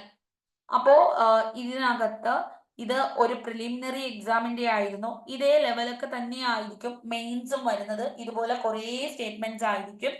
പക്ഷെ എല്ലാം ഈസി ആയിട്ട് എലിമിനേഷൻ ടെക്നിക്സ് ഒക്കെ ഉപയോഗിച്ച് വളരെ വേഗത്തിൽ ഉത്തരത്തിലെത്താൻ പറ്റുന്നതായിരിക്കും. പക്ഷെ നമുക്കിന്ന് കുറേ ക്വസ്റ്റ്യൻസ് ഉണ്ട്. നമ്മളിങ്ങനെ സമയം പോയിക്കൊണ്ടിരിക്കും. നവോത്ഥാന നായകർ കൃതികൾ: വൈകുണ്ഠസ്വാമി അഖിലത്തിരട്ട്, വാഗ്ബടാനന്ദൻ വിവേകാനന്ദ സന്ദേശം, ചാമര കുര്യാക്കോസ് ആത്മാനുതാപം. ഇതിലെ വാഗ്ബടാനന്ദൻ വിവേകാനന്ദ സന്ദേശമാണോ? അല്ല. 1ഉം 3ഉം ശരിയാണ്. അഖിലത്തിരട്ടും ആത്മാനുതാപം. പത്രങ്ങൾ: മാതൃഭൂമി കെ.പി. കേശവമേനോൻ, കേരള കൗമുദി സി.പി. കുഞ്ഞുരാമൻ, അൽ അമീൻ വക്കം അബ്ദുൽ ഖാദർ മൗലവി. ഇത് എലിമിനേറ്റ് ചെയ്തു. അമീന് തെറ്റാണ്, കൗമുദി തെറ്റാണ്, CB ആണ്. അത് രണ്ടും തെറ്റായതുകൊണ്ട് കെ.പി. കേശവമേനോൻ ശരിയാണ്. അത് CB ആയതുകൊണ്ടാണ്. നാടകങ്ങൾ അവയുടെ രചയിതാക്കൾ ഉൾപ്പെട്ട ഗ്രൂപ്പിൽ നിന്ന് ശരി: ഋതുമതി പ്രേംജി. അടുക്കളയിൽ നിന്ന് അരങ്ങത്തേക്ക് VT. പാട്ടബാക്കി KPR ഗോപാലൻ. ഋതുമതി പ്രേംജിയാണ്. അടുക്കളയിൽ നിന്ന് അരങ്ങത്തേക്ക് VT ഭട്ടതിരിപ്പാട്. 1ഉം 2ഉം ശരിയാണ്. ഇനി നവോത്ഥാന ചിന്തകർ യഥാർത്ഥ പേരുകൾ താഴെ കൊടുത്തിരിക്കുന്നു. ഏതാണ് ശരി എന്ന് നോക്കുക. ഓപ്ഷൻസ്: ബ്രഹ്മാനന്ദ ശിവയോഗി, വാഗ്ബടാനന്ദൻ, തൈക്കാടയ്യ, സുബ്ബരായർ, ചിന്മയാനന്ദ സ്വാമി. ബാലകൃഷ്ണ മേനോൻ. അപ്പോ ഉത്തരം ബ്രഹ്മാനന്ദ ശിവയോഗി എന്ന് പറയുമ്പോൾ ഇവരുടെ യഥാർത്ഥ പേരുകൾ വാഗ്ബടാനന്ദനാണോ? അതല്ലാന്ന് അറിയാത്ത ആരെങ്കിലും ഉണ്ടോ? ഇല്ല. ബാക്കി രണ്ടും ശരിയാണ്. 1 തെറ്റാണ് എന്നറിയാമെങ്കിൽ ഉത്തരത്തിലെത്താം. ചിന്മയാനന്ദ സ്വാമി ബാലകൃഷ്ണ മേനോനാണ്. തൈക്കാടയ്യ സുബ്ബരായരാണ്. പാട്ടബാക്കി രചിച്ചത് കെ ദാമോദരനാണ്. 1937 ഇദ്ദേഹം ഈ ഒരു നാടകം രചിച്ചത്. കർഷക സമ്മേളനത്തിലാണ് അവതരിപ്പിച്ചത്. 1937 രചിച്ചു. 1937 കർഷക സമ്മേളനത്തിൽ പൊന്നാനിയിൽ വെച്ച് അവതരിപ്പിച്ചു. 1938 ഇത് പ്രസിദ്ധീകരിക്കുന്നത്. കമ്മ്യൂണിസ്റ്റ് പാർട്ടിയുടെ വളർച്ച, കർഷക പ്രവർത്തനങ്ങളുടെ വളർച്ചയ്ക്കൊക്കെ സഹായിച്ച ഒരു നാടകമാണ് പാട്ടബാക്കി. വൈക്കം സത്യാഗ്രഹത്തിന് നേതൃത്വം കൊടുത്ത ശരിയായവ ആരൊക്കെ? പൽപ്പു, ടി.കെ. മാധവൻ, കെ.പി. കേശവമേനോനുണ്ട്, ടി.കെ. മാധവനുണ്ട്. 1 തെറ്റാന്നറിയാവുന്ന ഉത്തരത്തിലെത്തുകയാണ്. ഡോക്ടർ പൽപ്പു അല്ല. സാമൂഹ്യ പരിഷ്കർത്താവ് അയ്യങ്കാളി 1863 തിരുവനന്തപുരത്ത് വെങ്ങാനൂരിൽ ജനിച്ചു. പുലയ രാജാവ് എന്നറിയപ്പെടുന്നു. വിശേഷിപ്പിച്ചത് നെഹ്റു ആണോ? അല്ല, ഗാന്ധിജിയാണ്. 2 തെറ്റാണ് എന്നറിയാമെങ്കിൽ ഉത്തരത്തിലെത്തി. 1907 സാധുജന പരിപാലന സംഘം ഇദ്ദേഹമാണ് സ്ഥാപിച്ചത്. 1963 തിരുവനന്തപുരത്താണ്, വെങ്ങാനൂരിലാണ് ജനിച്ചത്. മന്നത്ത് പത്മനാഭൻ നായർ സമുദായം ഉന്നമനം നായർ വൃത്തിജന സംഘം സ്ഥാപിച്ചു. വൈക്കം സത്യാഗ്രഹം പിന്തുണച്ചു. സവർണ ജാഥ നടത്തി. ഇദ്ദേഹത്തിന്റെ ആത്മകഥയാണോ കണ്ണീരും കലാപം? അല്ല, VT ഭട്ടതിരിപ്പാടിന്റെ ആത്മകഥയാണ്. 3 തെറ്റാണ് എന്നറിയാവുന്ന ഒരാൾ ഉത്തരത്തിലെത്തും. 1ഉം 2ഉം. EMS നമ്പൂതിരിപ്പാട് എഴുതിയ കൃതികൾ കൂട്ടത്തിൽ പെടാത്തത് കണ്ടെത്തുക. ജാതി വ്യവസ്ഥിതി, കേരള ചരിത്രം, ഒന്നേകാൽ കോടി മലയാളി, കേരളം മലയാളികളുടെ മാതൃഭൂമി. ഇത് എലിമിനേറ്റ് ചെയ്തു. കേരളം മലയാളികളുടെ മാതൃഭൂമി, ഒന്നേകാൽ കോടി മലയാളികൾ, ഇതൊക്കെ ഇദ്ദേഹം രചിച്ചതാണ്. മലയാള മെമ്മോറിയൽ ബന്ധപ്പെട്ട പ്രസ്താവന ശരി. തിരുവിതാംകൂർ ഉന്നത ഉദ്യോഗസ്ഥർ തമിഴ് ബ്രാഹ്മൺ വഹിച്ചിരുന്ന അപ്രമാദിത്വത്തിനെതിരെ 10,000-ലധികം പേർ ഒപ്പിട്ടു. 10,028 പേർ ഒപ്പിട്ടു. പൽപ്പു നേതൃത്വം കൊടുത്തതാണോ? അല്ല. 91-ലാണ് മലയാള മെമ്മോറിയൽ സമർപ്പിച്ചത്. GP പിള്ളയാണ് നേതൃത്വം കൊടുത്തത്. 3-മത് ഒപ്പിട്ടത് പൽപ്പു ആണ്. 2 തെറ്റാണ് എന്നറിയാവുന്ന ഒരാൾ ഉത്തരത്തിലെത്തും. എല്ലാ ചോദ്യവും ഇങ്ങനെയാണ്. ഏതാണ് തെറ്റെന്ന് അറിയാമെങ്കിൽ ഉത്തരത്തിലെത്തുകയാണ്. കയ്യൂർ സമരത്തിൽ പങ്കെടുത്ത നേതാക്കൾ ഉൾപ്പെടുന്ന ഉത്തരം കണ്ടെത്തുക. ഓക്കെ. കുഞ്ഞമ്പു, ചിരുകണ്ഠൻ, KCS മണിയില്ല. കുഞ്ഞമ്പുവും ചിരുകണ്ഠൻ. മനുഷ്യരിലെ ഏറ്റവും കഠിനമായ പദാർത്ഥം ഇനാമലാണ്, കാഠിന്യം. അടുത്ത ചോദ്യം എലിമിനേറ്റ് ചെയ്തു. ജീവകം B കോംപ്ലക്സ്. ഫോളിക് ആസിഡ് ഉണ്ട്, നിയാസിനുണ്ട്, തൈമിനുണ്ട്. അസ്കോർബിക് ആസിഡ് ആണ് ഇല്ലാത്തത്. പക്ഷേ ഈ ക്വസ്റ്റ്യൻ PSC എലിമിനേറ്റ് ചെയ്തു. ഫോളിക് ആസിഡ് B9 ആണ്. തൈമിൻ എന്നല്ലായിരുന്നു, തയാമിൻ എന്നായിരുന്നു വരേണ്ടത്. അതുകൊണ്ടാണ് ഇത് എലിമിനേറ്റ് ചെയ്തത്. രാജകീയ രോഗം എന്ന പേര് ഏതിനാണ്? രാജകീയ രോഗമാണ് ഹീമോഫീലിയ. മികച്ച ചികിത്സാ കേന്ദ്രങ്ങൾ മിതമായ നിരക്കിൽ ലഭ്യമാക്കുന്ന ജനസൗഹൃദ പദ്ധതിയാണ് ആർദ്രം. കണ്ണിന്റെ സുഗമമായ പ്രവർത്തനം ജീവകം A വേണം. കേരളത്തിന് പ്രധാന കാർഷിക ഗവേഷണങ്ങൾ. കിഴങ്ങ് കാസർഗോഡാണോ? ശ്രീകാര്യം തിരുവനന്തപുരമാണ്. 1 തെറ്റാണ് എന്ന് മനസ്സിലായി. അപ്പോ ഇത് രണ്ടും എലിമിനേറ്റ് ചെയ്യുകയാണ്. Indian institute of spices research Kozhikode ശരിയാണ്. കേന്ദ്ര തോട്ടവിള ഗവേഷണം ഇത് തമ്മിൽ തിരിഞ്ഞുപോയി, കാസർഗോഡ് ജില്ലയിലാണ്. അപ്പൊ 3 തെറ്റാണെന്ന് മനസ്സിലായി. ഉത്തരം കിട്ടി. കേരള കാർഷിക സർവകലാശാല മണ്ണുത്തിലാണ്, തൃശ്ശൂരിലാണ്. കേരളത്തിലെ നെല്ലിനങ്ങൾ പവിത്ര നെല്ലിനമാണ് അല്ലെ? 1 ശരിയാണ്. 1 ശരിയായിട്ടുള്ള 2 എണ്ണേ ഉള്ളൂ. ജ്വാലാമുഖി ഏതാണ്? ജ്വാലാമുഖി ജ്വാലാമുഖി പച്ചമുളകാണ് അല്ലെ? ജ്യോതിക എന്താണ്? ജ്യോതികയൊക്കെ ഭാഗ്യലക്ഷ്മിയൊക്കെ പയറാണ്. അന്നപൂർണ്ണ എന്തായിരിക്കും? നെല്ലാണ്. അപ്പോൾ നമ്മുടെ ആൻസർ 1ഉം 4ഉമാണ്. 1ഉം 4. മലിനമായ കുടിവെള്ളം ഉപയോഗിക്കുന്നു പകരുന്ന രോഗങ്ങൾ ഏതൊക്കെയാണ്? ആൻസർ ഡയേറിയ പകരം, ടൈഫോയിഡ് പകരം, കോളറ പകരം. എയ്ഡ്സ് പകരുമോ? എയ്ഡ്സ് പകരത്തില്ല. എയ്ഡ്സ് HIV ആണ്, ഹ്യൂമൻ ഇമ്മ്യൂണോ വൈറസ് ആണ്. പകരുന്ന രീതികളുണ്ട്. അത് സിറിഞ്ച് ഉപയോഗിക്കുമ്പോൾ, ബ്ലഡ് അങ്ങോട്ടും ഇങ്ങോട്ടും കലരുമ്പോൾ, പിന്നെ ലൈംഗികമായിട്ട് അമ്മ കുഞ്ഞിനെ ഗർഭം ധരിക്കുമ്പോൾ ഒക്കെ പകരും. ശരിയായ പ്രസ്താവന. കാർബൺ ഡൈ ഓക്സൈഡ് ആഗോളതാപനത്തിന് കാരണമാകുന്നു. ഇനി കാർബൺ ഡൈ ഓക്സൈഡ് രക്തത്തിലെ ഹീമോഗ്ലോബിനുമായി ചേർന്ന് കാർബോക്സി ഹീമോഗ്ലോബിൻ ഉണ്ടാകുന്നു. ഫോസിൽ ഇന്ധനങ്ങൾ കത്തുന്നത് വഴി കാർബൺ ഡൈ ഓക്സൈഡ് ഉണ്ടാകുന്നു. പറഞ്ഞിരിക്കുന്നതിൽ നമുക്ക് വേണ്ടത് ശരിയാണ്. കാർബൺ ഡൈ ഓക്സൈഡ് ആഗോളതാപനത്തിന് കാരണമാകും. 1-മത്തെ സ്റ്റേറ്റ്മെന്റ് ശരിയാണ്. ഇനി ഫോസിൽ ഇന്ധനങ്ങൾ കത്തുന്നു, അപ്പൊ കാർബൺ ഡൈ ഓക്സൈഡ് ഉണ്ടാകുന്നു. 69 ഓപ്ഷൻ A ആണ് ഉത്തരം. അടുത്ത കാർബൺ മോണോക്സൈഡും കൂടി ചേർന്നാണ് കാർബോക്സി ഹീമോഗ്ലോബിൻ ഉണ്ടാക്കുന്നത്. താഴെ പറയുന്ന തെറ്റായ ജോഡി തിരഞ്ഞെടുക്കുക. Silent Valley ദേശീയോദ്യാനമാണ്. ചെന്തുരുണി വന്യജീവി സങ്കേതമാണ്. ഇരവികുളം ദേശീയോദ്യാനമാണ്. നെയ്യാറ് ദേശീയോദ്യാനമാണോ? വന്യജീവി സങ്കേതമാണ്. 3, 4 തെറ്റാണ്. അപ്പോ 1 ശരിയാണ് എന്നറിയാവുന്ന ഒരാൾക്ക് ഈ 2 ഓപ്ഷൻ വെട്ടാം. ചെന്തുരുണി വന്യജീവി സങ്കേതമാണെന്ന് അറിയാമെങ്കിൽ ഇത് വെട്ടാം. പിന്നെ ഉത്തരത്തിലേക്ക് എത്തുകയാണ്. അലക്കുകാലം, വിറ്റാമിൻ C, പഞ്ചസാര, കാർബൺ ഡൈ ഓക്സൈഡ്. തെറ്റായിട്ടുള്ളതാണ് വേണ്ടത്. കാർബൺ ഡൈ ഓക്സൈഡ് കാർബണും ഓക്സിജനുമാണ്. ശരിയാണ്. C6H12O6 ആണ് പഞ്ചസാര. അതും ശരിയാണ്. ഇനി ഇതിനകത്ത് 2 എണ്ണമാണ് വരുന്നത്. ഉത്തരം വൈറ്റമിൻ C ആണ്. അസ്കോർബിക് ആസിഡ് ആണ് തെറ്റ്. അലക്കുകാരം sodium, carbon, oxygen. Alnico aluminium, nickel, cobalt. Alnico aluminium ഉണ്ട്, നിക്കൽ ഉണ്ട്, കൊബാൾട്ട് ഉണ്ട്, ഇരുമ്പുണ്ട്. ഇതിനകത്ത് പെടാത്തത് മഗ്നീഷ്യം. താഴെ കൊടുത്ത ഉപലോഹങ്ങളുടെ വിഭാഗത്തിൽ പെടുന്നത് ഉപലോഹം ജർമേനിയം, സിലിക്കൺ, ആഴ്സനിക്. AS ആണ്. സിങ്ക് നേരത്തെ ഹൈഡ്രോക്ലോറിക് ആസിഡ്, ഹൈഡ്രജൻ കിട്ടും. അതായത് ഒരു ലോഹം, ഒരു ആസിഡ്, ഹൈഡ്രജൻ റിലീസ് ചെയ്യും. School book. രാസവസ്തുക്കളുടെ രാജാവ് സൾഫ്യൂരിക് ആസിഡ് ആണ്. സൾഫ്യൂരിക് ആസിഡ് ഉപയോഗിക്കുന്നത് എപ്പോഴൊക്കെയാണ്? രാസവള നിർമ്മാണം, പാഴ്ജല ശുദ്ധീകരണം. 3 1 3. ഒരു ഗോളീയ ദർപ്പണം. വക്രതാരം ഫോക്കസ് ദൂരം എത്രയാണ്? നമുക്ക് 2f ആണ്. ആരം തന്നു, ഫോക്കസ് ദൂരം ചോദിച്ചു. പകുതിയാണ് 15 സെന്റിമീറ്റർ. യൂണിറ്റ് ഏത്? പ്രകാശവർഷം ദൂരത്തിന്റെ യൂണിറ്റ് ആണ്. 20 ഹെർട്സിൽ താഴെ ആവൃത്തിയുള്ള ശബ്ദങ്ങളെ ഇൻഫ്രാസോണിക്, 20,000 ഹെർട്സിൽ കൂടുതൽ അൾട്രാസോണിക്. പ്രസ്താവനകളിൽ ശരി ഏത്? ഭൂകമ്പങ്ങൾ ഉണ്ടാകുന്നു, ഇൻഫ്രാസോണിക്. വവ്വാലുകൾ അൾട്രാസോണിക്. സോണാറ് ഇൻഫ്രാസോണിക്. 1 2 ശരി. നെഗറ്റീവ് പ്രവൃത്തിക്ക് ഉദാഹരണം.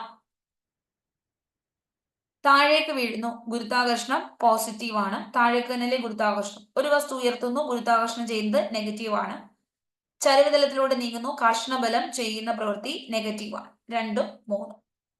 നിശ്ചലാവസ്ഥയിലുള്ള ഒരു ലോറിയുടെ പ്രവേഗം 5 സെക്കൻഡ് കൊണ്ട് 30 മീറ്റർ പെർ സെക്കൻഡ് ആയ ലോറിയുടെ ത്വരണം എന്ന് പറയുന്നത് ആക്സിലറേഷൻ ആണ്. അത് വെലോസിറ്റി ബൈ ടൈം ആണ്. വെലോസിറ്റി 30/5. 6 5 30. ഉത്തരം 6 കിട്ടി. ഇനി എന്താണ് നെഗറ്റീവ്? എനിക്ക് താഴോട്ട് പോകണം, ഞാൻ താഴോട്ട് തന്നെ ആ പ്രവൃത്തി ചെയ്യുന്നതെങ്കിൽ പോസിറ്റീവാണ്.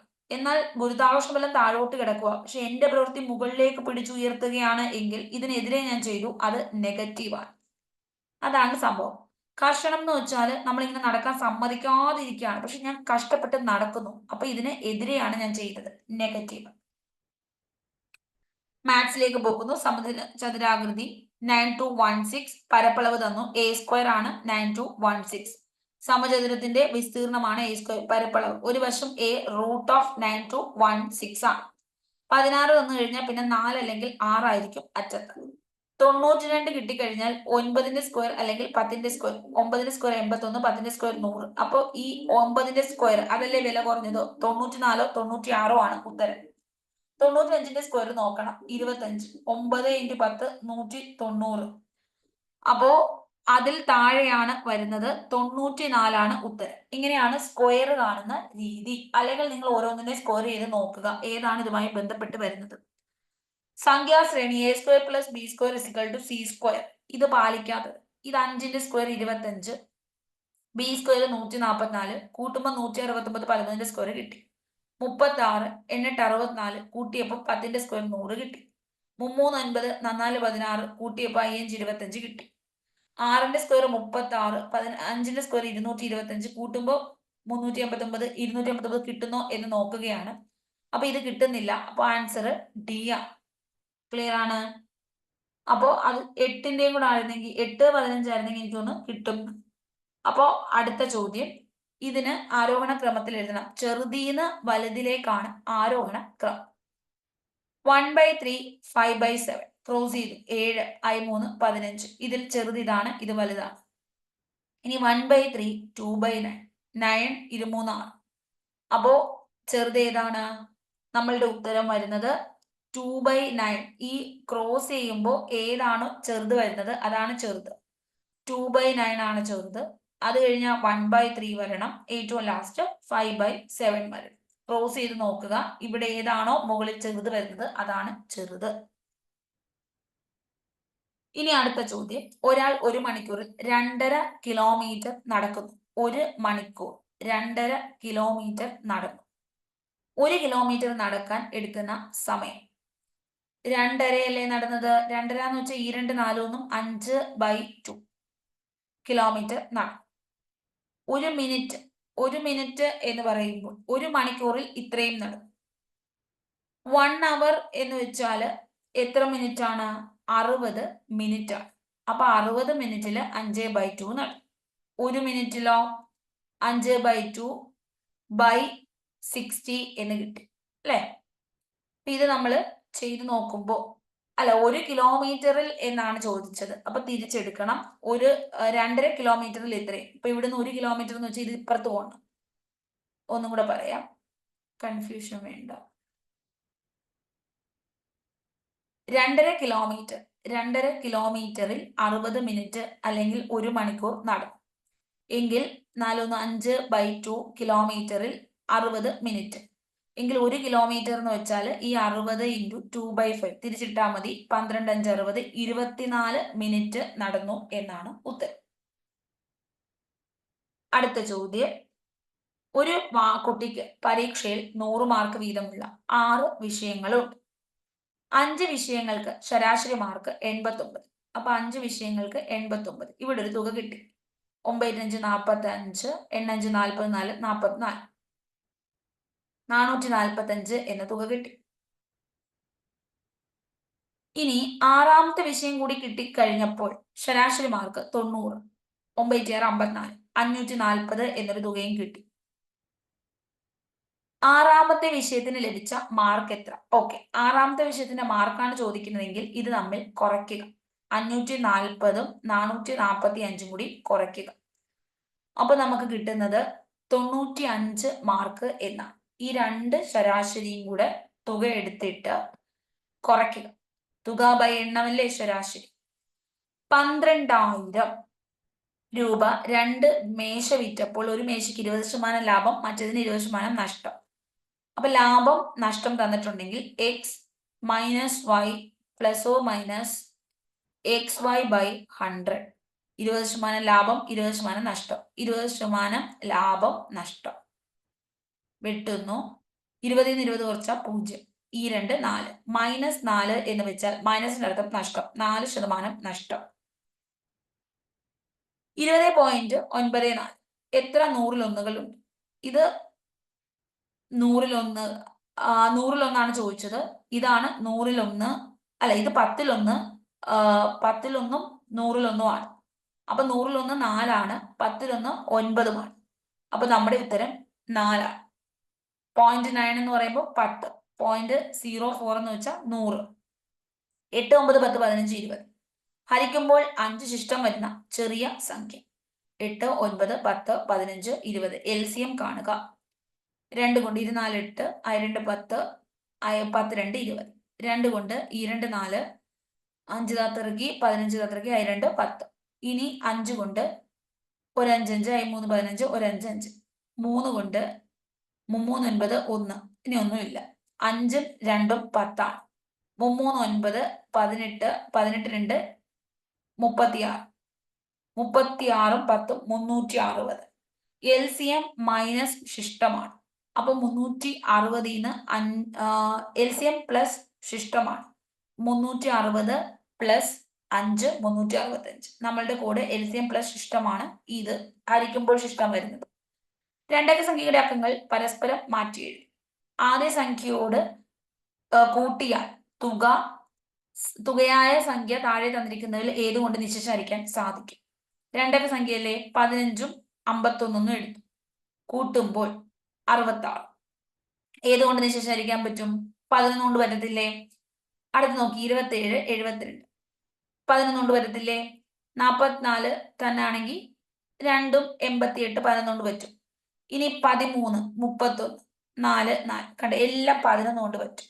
അപ്പോ ഇതിന്റെ അർത്ഥം 2 സംഖ്യകൾ പരസ്പരം അങ്ങോട്ടും ഇങ്ങോട്ടും എടുത്തു കഴിഞ്ഞാൽ ഇതിനെ നിശേഷം ഹരിക്കാൻ പറ്റുന്നത് കൂട്ടുന്നത് കൊണ്ടാണ് കേട്ടോ. തുക കൂട്ടിയാൽ 11 കൊണ്ട് ഹരിക്കാൻ പറ്റും. ഇത് എയും B A 10a plus B എന്നും അടുത്ത ബി എ പ്ലസ് ബി എന്നും എഴുതാം. അതുകൊണ്ടാണ് ഇത് എന്ത് വരുന്നത്? തിരിച്ചെഴുതുമ്പോൾ ഇങ്ങനെ വരുന്നത്. 11a 11b രണ്ടിലും കോമൺ 11 ഉണ്ട്.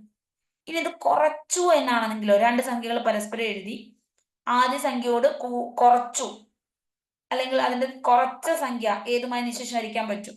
അപ്പൊ 9 കൊണ്ടാണ് കുറച്ചാൽ നിശേഷം ഹരിക്കാൻ പറ്റും. 10 ന്ന് a കുറച്ച 9, ഇവിടെ 9 കിട്ടും. 2നെ 9 കൊണ്ട് നിശേഷം ഹരിക്കാൻ പറ്റും. ഇനി നോക്കുക, ഇത് ബോർഡ് മാസം 17 2 19 19 2 38. 39 38 കുറച്ചപ്പോൾ 1 ആണ്. 29 1 29 ആണ്. 29 2 എന്താണ്? 29 ഇവിടം വരെ വന്നു. 29 2 കൂട്ടുമല്ലേ? ഓക്കെ. 38 39 കുറച്ച് 1 29 29 2 കൂട്ടാൻ. അപ്പൊ 31 വന്നു. 31ന്റെ കൂടെ 2 ഗുണിക്കാനാണ്. അപ്പൊ 62 നമ്മളുടെ ഉത്തരം. ക്ലിയർ ആണ്? സാധാ ബോർഡ് മാസ് ആണ്, വലിയ കുഴപ്പമൊന്നുമില്ല. മാത്സ് സിമ്പിൾ ആണ്. 1 - 1/2 1/2 അല്ലേ? 1 + 1/1/2. 1 - 1/2 1/2 ആണ്. തിരിച്ചിട്ട് ഗുണിക്കുക. 1 + 2/1 3 എന്ന് കിട്ടും. 0 1/4 1/4 1/4 വീണ്ടും കൂട്ടി, വീണ്ടും 1/4 കൂട്ടി, 1 വീണ്ടും 1/4 കൂട്ടണം. 1ന്റെ കൂടെ 1/4 കൂട്ടാൻ. 4 1 5/4. ഉത്തരം 5/4. 26 63 ആയി. എങ്ങനെയാണ് 26 63 ആയി? 124 x ഉണ്ട്. 26 എന്ന് പറയുമ്പോൾ 3 27 - 1 ആണ്. 4ന്റെ ക്യൂബ് -1 ആണ് 64. 5ന്റെ ക്യൂബ് 125 നിന്ന് കുറയ്ക്കുന്നതാണ് 124. അങ്ങനെയാണെങ്കിൽ 6ന്റെ ക്യൂബിൽ നിന്ന് 1 കുറച്ചാൽ മതിയല്ലോ. 216 1 കുറച്ചു 215 ആണ്. ഒരു അച്ഛന്റെയും മകന്റെയും ഇപ്പോഴത്തെ വയസ്സ് 7:3 ആണ്. ഇവരുടെ വയസ്സുകൾ തമ്മിലുള്ള വ്യത്യാസം 7x - 3x 4x 36. x എന്ന് പറയുമ്പോൾ 9. മകന്റെ ഇപ്പോഴത്തെ വയസ്സ് എത്ര? മകന്റെ വയസ്സ് 9 3 27 ആണ്. ഒരു നിരയിലെ x മുന്നിൽ നിന്നും 9-ാം സ്ഥാനത്താണ്. x എന്ന് പറയുന്നത് മുന്നിൽ നിന്ന് 9 ആണ്. y പിന്നിൽ നിന്ന് 4-ാം സ്ഥാനത്താണ്. y പിന്നിൽ നിന്ന് 4-ാം സ്ഥാനത്താണ്. x-ൽ നിന്ന് 3 സ്ഥാനം പിന്നിലാണ് y. 1 2 പേര് കഴിഞ്ഞാൽ y തുടങ്ങുക. എങ്കിൽ ആ നിരയിൽ ആകെ എത്ര പേർ? ഇവിടം വരെ 9 പേരുണ്ട്. പിന്നെ 10 11 ഉണ്ട്. പിന്നെ 4 പേരുണ്ട്. 11 4 15 പേരാണ് ആകെയുള്ളത്. കൃത്യമായി എഴുതണം. 2 പേരെ ഇവർക്കിടയിലുള്ളൂ. പിന്നെ ഇവർ 4 പേര് താഴോട്ടുണ്ട് എന്ന് ഓർക്കുക. അപ്പൊ കൃത്യമായി കിട്ടും. ഒറ്റയാണ് തിരിച്ചറിയുക. 64 8ന്റെ സ്ക്വയർ, 9ന്റെ സ്ക്വയർ, 3ന്റെ സ്ക്വയർ. ഇത് സ്ക്വയർ അല്ല, ഇതാണ് ഒറ്റ. മാത്സ് 61 എന്ന് എഴുതി, തിങ്ക് 62 എന്ന് എഴുതി. അപ്പൊ സാധാരണ രീതിയിൽ കൂട്ടി എഴുതിയേക്കുവാണ്. E F G H I J K L M N O P Q R S T U V W X Y Z. Maths M 5 10 13 ആണ്. M A 1 ആണ്. T എന്ന് പറയുമ്പോൾ 20 ആണ്. H എന്ന് പറയുമ്പോൾ 8 ആണ്. S കണ്ടോ 20. ഇത് ഇപ്പൊ എന്തായിരിക്കും? 19 ആണ്. കൂട്ടുമ്പോൾ 4 8 4 12 12 9 21 61 കിട്ടി. ഇനി അടുത്ത തിങ്കും നോക്കുന്നു, കറക്റ്റ് ആണോ എന്ന്. T 20 ആണ്. 8 ആണ് H. I എന്ന് പറയുമ്പോൾ 9 ആണ്. N 14 ആണ്. N K എന്ന് പറയുമ്പോൾ 11 ആണ്. കൂട്ടി 9 1 10 18 4 22 62. ജസ്റ്റ് കൂട്ടി എഴുതിയേക്കുവാണ്. എങ്കിൽ എബിലിറ്റി എത്രയാണ്? സാധാരണ രീതിയിൽ കൂട്ടി നോക്കുക. അപ്പൊ നമുക്ക് എബിലിറ്റി കിട്ടും 78. അടുത്തത് വിട്ടുപോയത് 3 1 ഇങ്ങനെ തന്നേക്കുന്നു. അപ്പൊ ഇത് നോക്കിയേ, എന്തുവാണ് ചെയ്തേക്കുന്നത്? ഇത് 3 × 2 6 6 × 1 6 23 6 6 × 4 24 23 6 6 × 5 30 ആണ് ഉത്തരം. ഇങ്ങനെ ക്രോസ് ചെയ്ത് ഗുണിച്ചിട്ട് ഇപ്പുറത്തെ സംഖ്യയായിട്ട് ഗുണിച്ചേക്കുക. പ്ലസ് എന്നാൽ ഗുണമാണ്. അപ്പൊ പ്ലസിന് പകരം ഗുണമിട്ടു. മൈനസ് എന്നാൽ ഹരണമാണ്. മൈനസിന് പകരം ഹരണം ഇട്ടു. 6 3 18 30 ആണ് ഉത്തരം. Option D. ശരിയായ ഗണിതക്രിയകൾ ചോദ്യചിഹ്നമുള്ള സ്ഥലത്ത് പൂരിപ്പിക്കുക. 4 + 4 - 4 5 ആണോ? 4 4 8 8 4 4. അപ്പൊ ഇതല്ല. 4 × 4 16 ആണ്. 16ന്റെ കൂടെ 4 കൂട്ടിയ 20. അതല്ല. 4 ഡിവിഷൻ 4 1 ആണ്. 1ന്റെ കൂടെ 4 കൂട്ടിയാൽ 5. ഇതാണ് ഉത്തരം. അങ്ങനെ 100 ചോദ്യങ്ങൾ ചെയ്തു. വളരെ എന്താണ് ഈ ക്വസ്റ്റ്യൻ എന്ന് വെച്ചാൽ കുറേ ഉണ്ട് അല്ലെ. പറയാനാണെങ്കിൽ ഒത്തിരി ഉണ്ട് വായിക്കാൻ. സംഭവമൊക്കെ സിമ്പിൾ ആയിരുന്നു. പെട്ടെന്ന് എലിമിനേറ്റ് ചെയ്ത് തന്നെ കളയാൻ പറ്റുന്നതാണ്. അപ്പൊ ഇതിന്റെ ഒരു ടിക്ഡ് PDF ഞാൻ ലേൺ വിത്ത് റീജ എന്ന ടെലിഗ്രാം ചാനലിൽ ഇടാം. കമന്റ് ബോക്സിൽ പിൻ ചെയ്യാം. അപ്പൊ നിങ്ങൾ ദയവായി ക്ലാസ്സുകളൊക്കെ കാണുക. വളരെ യൂസ്ഫുൾ ആയിട്ടുള്ള ക്ലാസ്സുകളാണ്. അമിതമായി വേറൊന്നും അനാവശ്യമായി സംസാരിക്കത്തില്ല. നിങ്ങളുടെ സമയം വിലപ്പെട്ടതാണെന്ന് എനിക്കറിയാം. അതുകൊണ്ട് തന്നെ നമ്മൾ ഫുള്ളി പഠിക്കുന്ന സമയത്ത് പഠനം മാത്രം കോൺസെൻട്രേറ്റ് ചെയ്തുള്ള ക്ലാസ്സുകളാണ്. ഇനി നമ്മൾ പറയുമ്പോൾ എന്തെങ്കിലും ഒരു ഉത്തരം അങ്ങോട്ടോ ഇങ്ങോട്ടോ മാറിപ്പോയിട്ടുണ്ടെങ്കിൽ പിൻ ചെയ്യുന്നതായിരിക്കും. ആൻസേഴ്സ് പിൻ ചെയ്യും. മാക്സിമം നമ്മൾ ശ്രദ്ധിക്കും, ഇങ്ങനെ ഒന്നും പറ്റല്ലേ എന്നുള്ള രീതിയിലാണ് ക്ലാസ് എടുക്കുന്നത്, ഒന്നും തെറ്റിപ്പോകല്ലേ എന്നുള്ള ഇതിലാണ്. എന്തെങ്കിലും പിൻ ചെയ്തിട്ടുണ്ടോ എന്ന് നിങ്ങൾ പ്രത്യേകം ഒന്ന് ശ്രദ്ധിക്കണം. കാര്യം നമ്മളിങ്ങനെ അറിയാണ്ട് എന്തെങ്കിലും ഒന്ന് അബദ്ധത്തിൽ തെറ്റിപ്പോയിട്ടുണ്ടോ, ഈ 100 ചോദ്യങ്ങളാണ് നമ്മൾ എന്ന് വെച്ചാൽ 1.5 മണിക്കൂറൊക്കെ സമയമുള്ളത്, നമ്മൾ വളരെ ഫാസ്റ്റ് ആയിട്ടാണ് പറഞ്ഞു പോകുന്നത്. അപ്പൊ ഒന്നാണ് അശ്രദ്ധമായിട്ട് എന്തെങ്കിലും ഒന്ന് പറ്റിയിട്ടുണ്ടോ എന്ന് ശ്രദ്ധിക്കാൻ നിങ്ങൾ എന്ത് ചെയ്യണം, പിൻ ചെയ്തേക്കുന്ന കമന്റും കൂടി ഒന്ന് നോക്കണം കേട്ടോ. മാക്സിമം നമ്മൾ എന്ത് ചെയ്യും, ഒരു തെറ്റും വരുത്തരുത് എന്ന ആഗ്രഹത്തിലാണ് പഠിപ്പിക്കുന്നത്.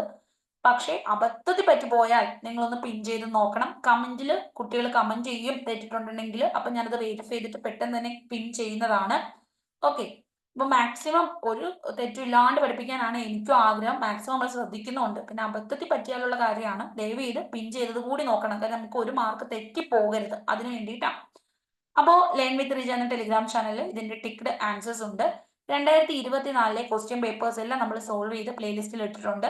23 ക്വസ്റ്റ്യൻസ് എല്ലാം സോൾവ് ചെയ്ത് പ്ലേലിസ്റ്റിൽ ഇട്ടിട്ടുണ്ട്. 22 ഇപ്പോൾ സോൾവ് ചെയ്ത് തീരാറായി വന്നുകൊണ്ടിരിക്കുന്നു. സോൾവ് ചെയ്ത് പ്ലേലിസ്റ്റിൽ ഇട്ടുകൊണ്ടിരിക്കുകയാണ്. LGS കാർക്ക് വേണ്ടി LGS എക്സാം എന്ന് പറഞ്ഞിട്ട് പ്രത്യേക പ്ലേലിസ്റ്റ് ഉണ്ട്.